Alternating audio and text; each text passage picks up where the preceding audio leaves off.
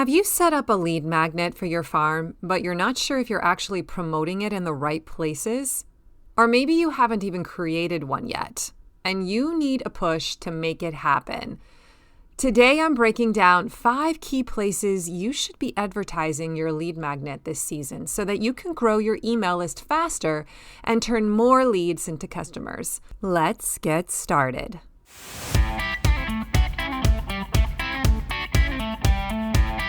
Hey there, this is Corinna Bench, and welcome to the My Digital Farmer podcast. In today's market, it's not enough to just grow your product. You've got to know how to sell it too. Welcome to the My Digital Farmer podcast, where we reveal online marketing strategies and tips to help farmers like you get better and more confident at marketing. Learn how to find more customers, increase your sales, and build a strong brand for your farm. Let's start the show. Well, welcome to episode 305 of the My Digital Farmer podcast. I'm your host, Corinna Bench, one of the farmers at Shared Legacy Farms out in Elmore, Ohio. I'm also the founder of MyDigitalFarmer.com, which is all about trying to help other farmers like you get more confident in your marketing and sales strategy so that you can grow a profitable business. How's everyone doing today? Welcome back to the show. If you're new to the podcast, I'm really glad you're here today. Make sure you subscribe to the podcast and go check out some of my back episodes. I have over 300 of them now, which is crazy. I always recommend people start with the first 10 because I designed them to be an onboarding ramp into the marketing lingo long ago when I first made them. So that's a really great place to start, but you can also just scroll through the titles and see what jumps out at you. And you should get onto my email list because when you do, I'm going to send you an email roughly every 5 days for about 3 months. And I'm going to drip out to you the most important marketing principles you need to know. I'm going to link you off to really good podcasts you should listen to and start with, influencers you should be following, tools you should have. I'm going to give you some freebies. This is a really smart thing to subscribe to, and you can always unsub when you feel like you're done. So go to mydigitalfarmer.com/subscribe to start getting that resource. It's free. Today's episode is sponsored by my friends at LocalLine. If you're like me, winter is your downtime to plan and prep for the upcoming growing season. Set yourself up for success with LocalLine, the best sales platform built for farms. LocalLine is the most comprehensive software for farmers and food hubs that's out there, selling direct to restaurants, schools, wholesale buyers, running a CSA, and more. With features like e-commerce, automated inventory management, they have subscriptions, a box builder, point of sale, and more. LocalLine helps you grow sales, it saves you time, and streamlines your operations. In fact, on average, this is cool, farms that use LocalLine grow sales by 23%, and they increase their average order size by 9.5% annually. So, ready to switch to sales software that does it all? LocalLine has no setup fees, no sales percentages, and your onboarding manager will migrate your storefront for free, so you'll be up and running in no time. As a podcast listener, LocalLine is also offering a free premium feature for 1 year with your subscription when you use my coupon code MDF2025. So to claim it, go to mydigitalfarmer.com/LocalLine and then enter that coupon code MDF2025. Don't wait. Start your season strong with LocalLine today. And now back to the show. Okay, today before we get started with the actual content of the show, I wanted to come back and announce the winners of my testimonial challenge. If you recall, back in episode 300, to celebrate my 300th episode, I asked my listeners to send me an email and share how the podcast has helped them out in their farm marketing. And I told you that I would choose 3 people who would get a prize. And I have chosen those 3 farmers. I'm going to announce them right now. And each of you are going to get 3 of my favorite business or marketing books sent to your home address. And I will be reaching out to you to find out where that is via email, but look for that in your inbox. And thank you so much to all of you who wrote in. It was really affirming to see the stories of how some of you have taken the principles from this show and used them in your own businesses and seen similar results. So thank you. That was really affirming. I should do that more often. Maybe I will. So the winners are Krista from Thirsty Fruit Farm, Patty from Lonely Lane Farms, and Beth. I don't know your last name, Beth, but just Beth from Michigan.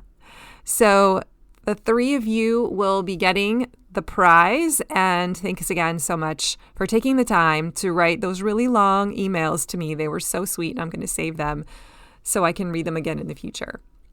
All right, let's move on to today's topic, which is all about the top 5 places to advertise your farm's lead magnet.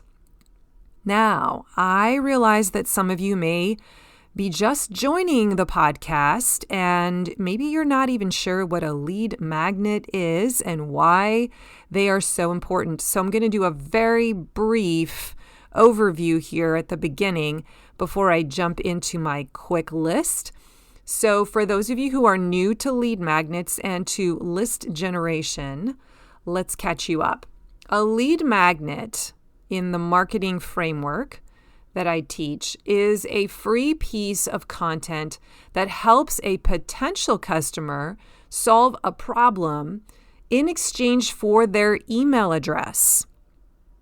So why does this matter? Because most people won't buy from you the very first time they meet you at the market or visit your website.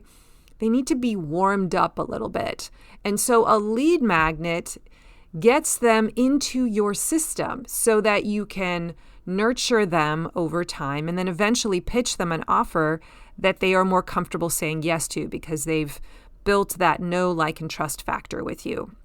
Now, I know you have seen lead magnets working on you. If you're on social media, I'm sure you've seen them.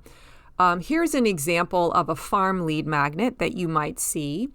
Maybe it's a harvest calendar or a vegetable storage cheat sheet. I know that's one of my really big lead magnets. I have the A to Z vegetable storage guide, which teaches people how to store their produce so it lasts longer in their fridge. Incidentally, if that is something that you want to have for your farm, you can go to mydigitalfarmer.com/A2Z guide. That's all one word, ATOZGUIDE.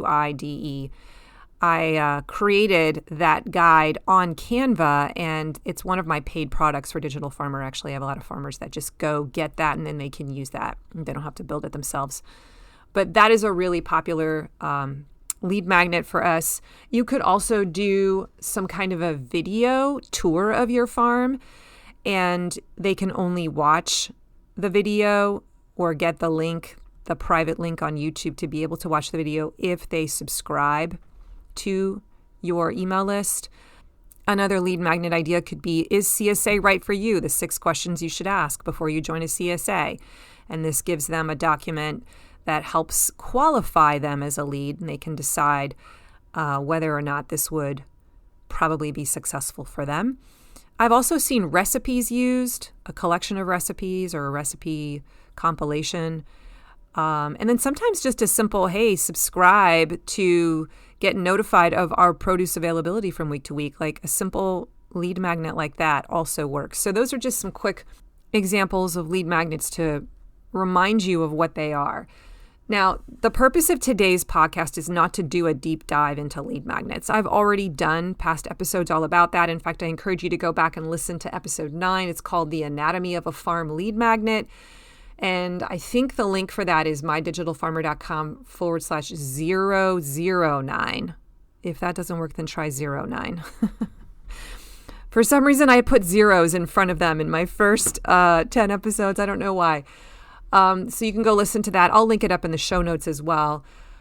I also have a freebie that might be really helpful for you. It's called 20 plus lead magnet ideas for farms.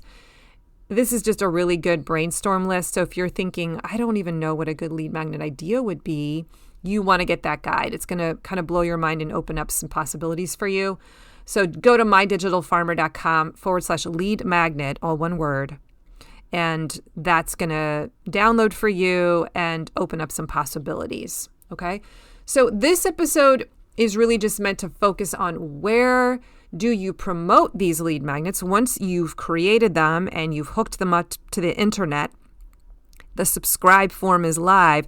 Now, how do you get people to find out that it exists so that it can actually go to work for you and grow your email list? Because you can't just build this thing and expect people to discover it. You have to create a system for promoting it regularly, like every week in lots of places. That's the only way that it works. Okay, so let's talk about 5 places, key places that I think you should have this asset working for you so that the lead magnet is generating consistent, new, warm leads into your sales funnel. Okay, actually, I'm going to throw in a bonus. So I'm going to give you 6 because I just thought of one that I didn't include in my notes here. But let's start with number 1, which is your lead magnet should be on your website. This is the one source of truth for your brand, your website homepage. So make sure that it's on your website. Actually, there's several places on your website, so we'll kind of break this down.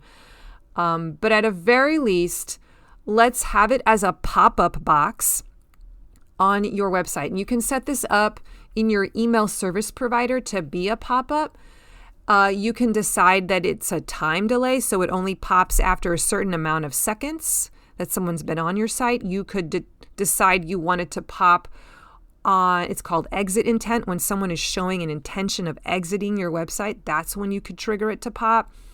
Or you could trigger it to pop when a person scrolls down a certain percentage of your homepage, and it won't pop until then. So sometimes it's 50%, 30%. You get to decide that. Those are all things you set up when you're putting together the text side of setting up that pop-up box and the form.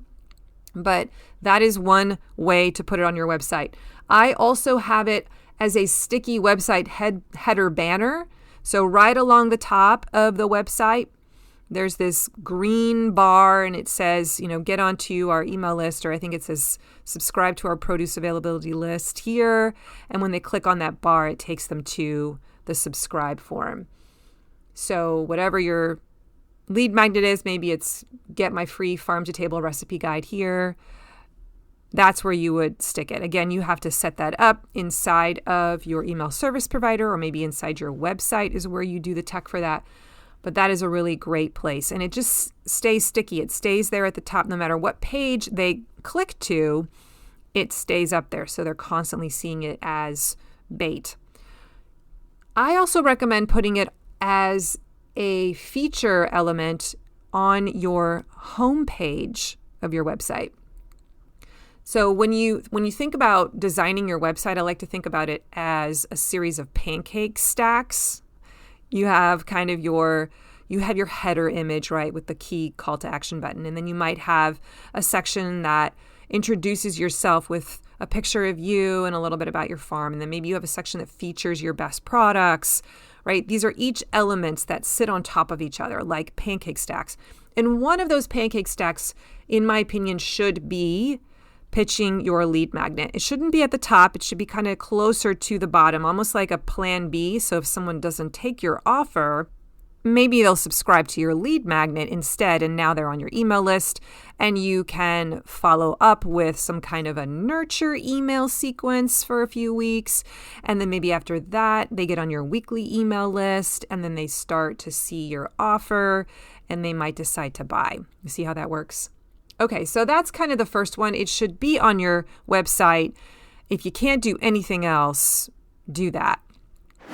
Today's podcast is sponsored by Farm Marketing School. All right, farmer, let me ask you something. Is marketing your farm something you actually enjoy? Or does it feel like a constant struggle.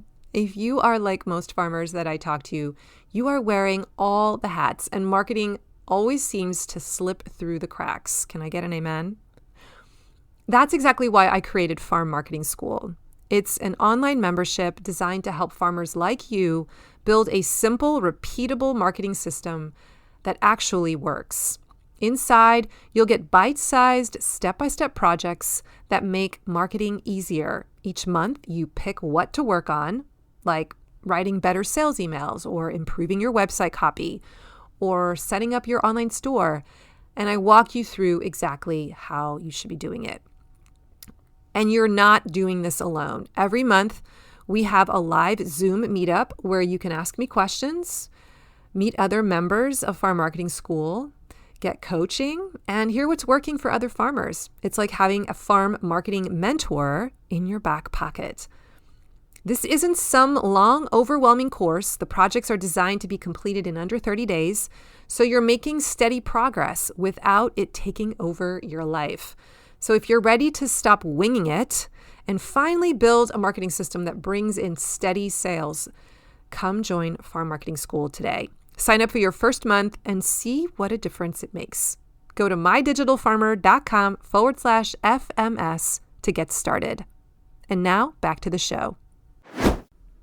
Okay, number 2 is on social media, specifically Instagram and Facebook is where I'm going to recommend this. And this is organic and paid ads potentially. Now, I don't currently run paid ads to my lead magnet, but I have in the past. So it kind of depends on where you are in the development of your business. If you need to grow your email list fast, then you'll want to put some paid advertising dollars behind a lead magnet post. So in general, there's lots of places on social media that this could be advertised. Let's go through a quick short list here. Your Instagram bio links. Always have your lead magnet link in here. If you use something like Linktree, or if somebody clicks on the Instagram bio link, it takes them to a page on your website that basically looks like a Linktree. One of those links should be your lead magnet.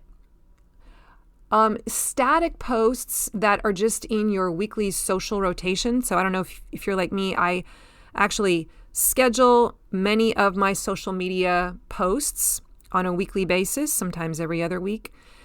And I'm also posting things organically live in the moment, but I have a few things that I plan and schedule because I want to make sure that I am promoting my lead magnet. And I don't always think to do that if I'm just living in the moment.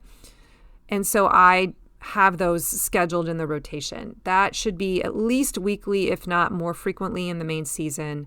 You might want to be doing it twice a week. Instagram and Facebook stories with a link sticker. If you're doing stories, you should have an invitation to get onto your email list in every single day's story somewhere. One of those stories should be, hey, if you're not on my email list yet, you can get on it here. I've got da-da-da-da-da, and then talk about your lead magnet. Or if it's just a simple, hey, if you aren't on my produce availability list, I'm going to put a link right here. Just click on it and subscribe. Okay? Something as simple as that. I usually don't put that into my Instagram story until the end, but it's almost in every single day's story. A pinned post on Facebook is another place, especially if you have a group, then you can place that as a pinned post, so it's always sitting at the top for anybody who comes in new.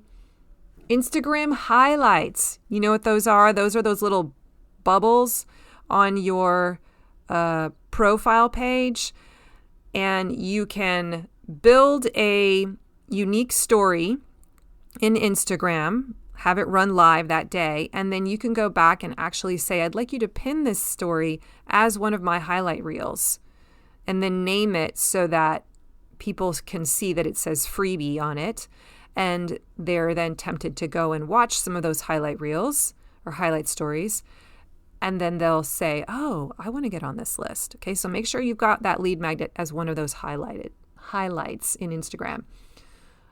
You could also create a short reel for Instagram And the whole purpose is to talk about your lead magnet, and then you make sure that it's in the comments, in the post caption that goes along with that. And then finally, Facebook and Instagram ads. I feel like $5 a day is probably enough to get that list to grow fast in the early stages. At least test that for about a month and see where you're at. You may need to adjust and tweak that ad after the first 7 days. You want to give it at least 7 days for the algorithm to kind of learn and see how it works. And by that time you should have enough data to go in and say, well, maybe I need to try tweaking the graphic, but I'll keep the post copy the same and see if you get a better result.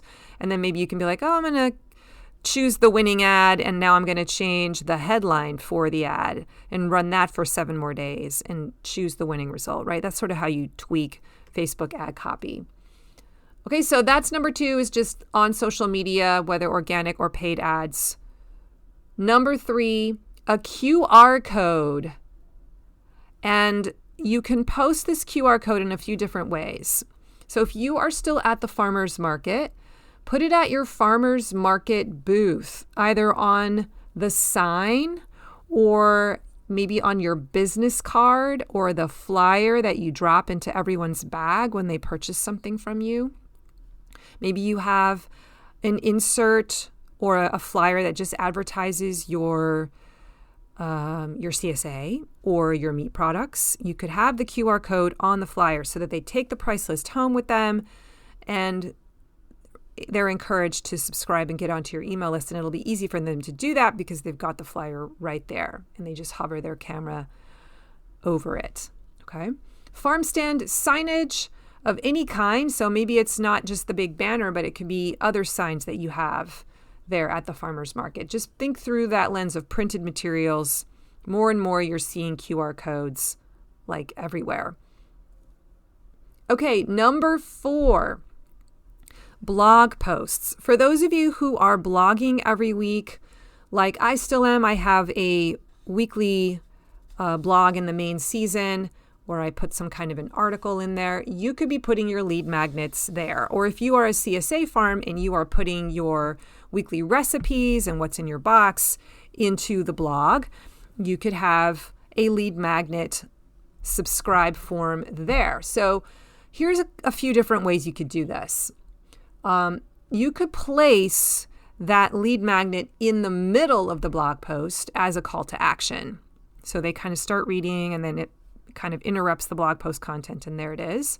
You could have it at the bottom of every blog post to capture readers who scroll to the end. That's actually something that I can set up in WordPress as like a standard default. Like always put a lead magnet at the bottom of every single blog post page, and I can even tell WordPress which one I want to have set up as that default blog post, lead magnet.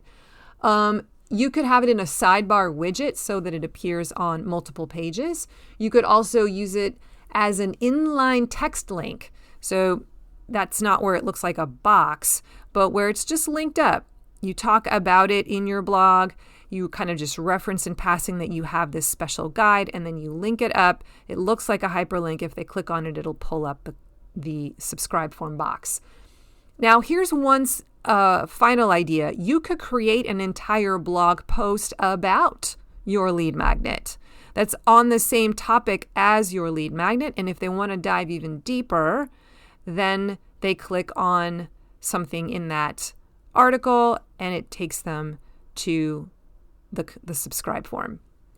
Okay, I think that's a really good one. Okay, number 5, you can also advertise lead magnets in your emails and your weekly newsletters to your list. Now, you may be thinking, why would I do that if they're already on my list? Why do I need to advertise a lead magnet to them?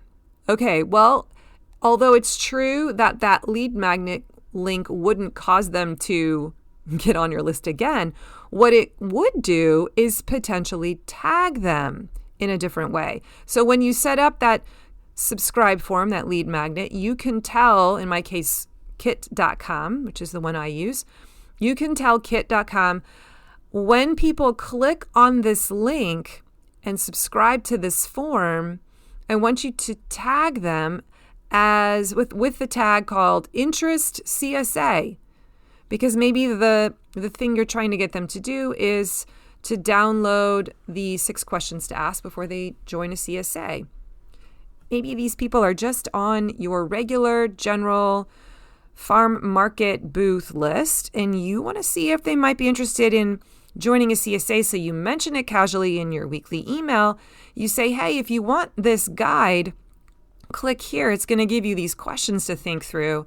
And when they click on it, it's going to tag them as, interested possibly in a CSA because they clicked on that link. Do you see how that works? So no, it's not going to do the work of adding them to your email list. They're already on your email list, but it does add a tag to them so that you can segment future emails to them in a better way.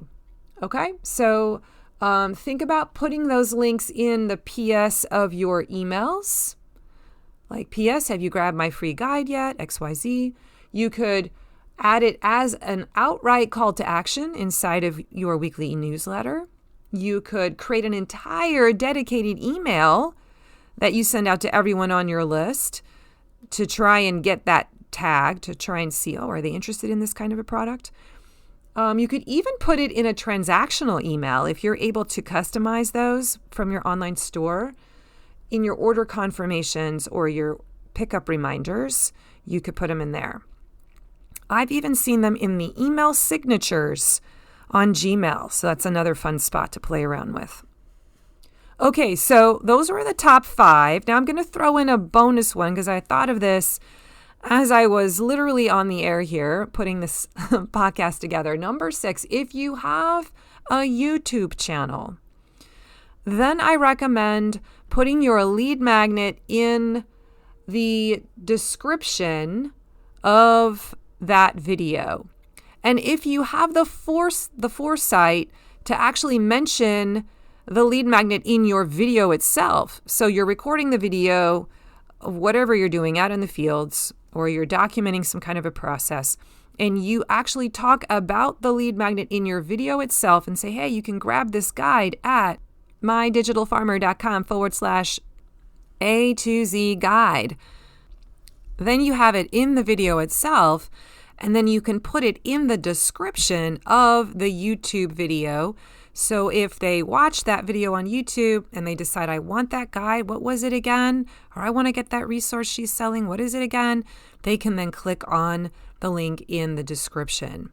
Okay, so I personally think that if you are doing videos on a regular basis on social media already, you should definitely be thinking about repurposing them and putting them onto YouTube. Plus, it's just another search engine that you can be found on. So download those really good videos you create on Facebook or on Instagram and then republish them onto YouTube. Pay attention to how you build the title and the description of the video so that when people stumble upon it, they might fall into your sales funnel from that channel. YouTube is the second biggest search engine in the world right now. Let's not forget that. So if we can be putting our content there, we may get quite a few leads from that location. Okay, so that was my list. Let me run through them real quick one more time.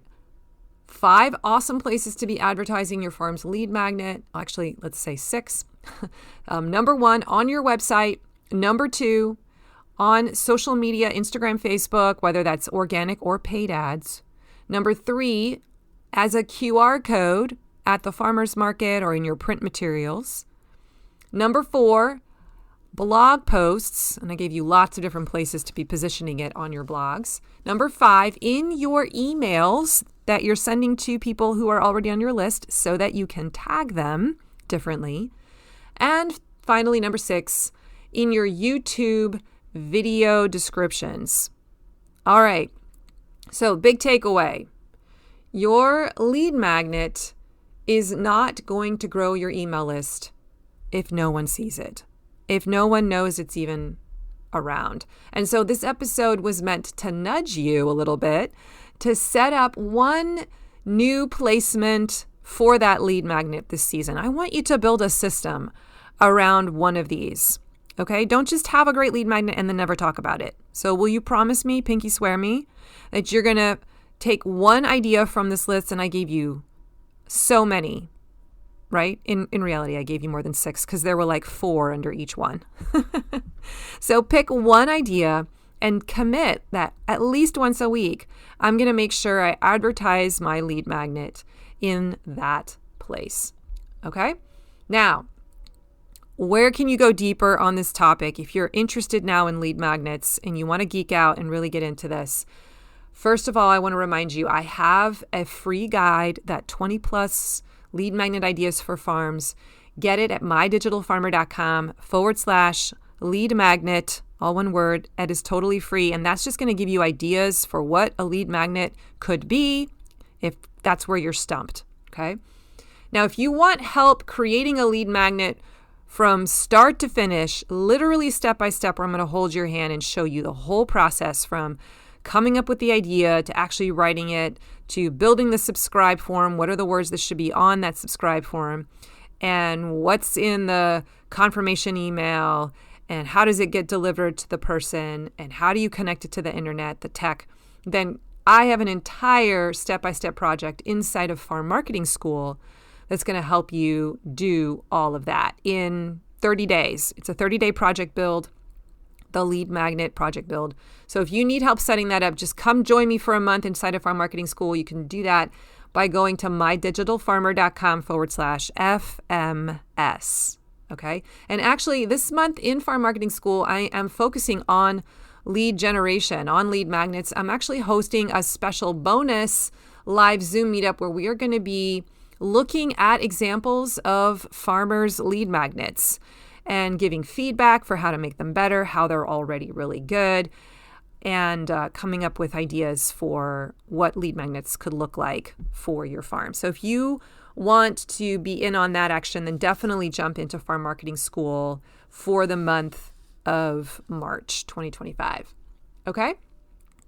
All right, that's all I got. Today's show notes can be found at mydigitalfarmer.com/305. If you liked today's episode, please go leave me a rating or a review on Apple Podcasts. Or if someone you know, another farmer, needs to hear today's message, then send them the link to the episode. Would you do that? Text it to them and say, hey, you've got to listen to this podcast. It's really good. There's so many good episodes. Here's one I think you'll like. I would love that, because the more people find out about the show, the more we can spread the word, and the more farmers are going to start making money, because they are going to learn how to build the system that gets them comfortable and confident selling. All right. Now, don't forget, I'm also now on Instagram at mydigitalfarmer.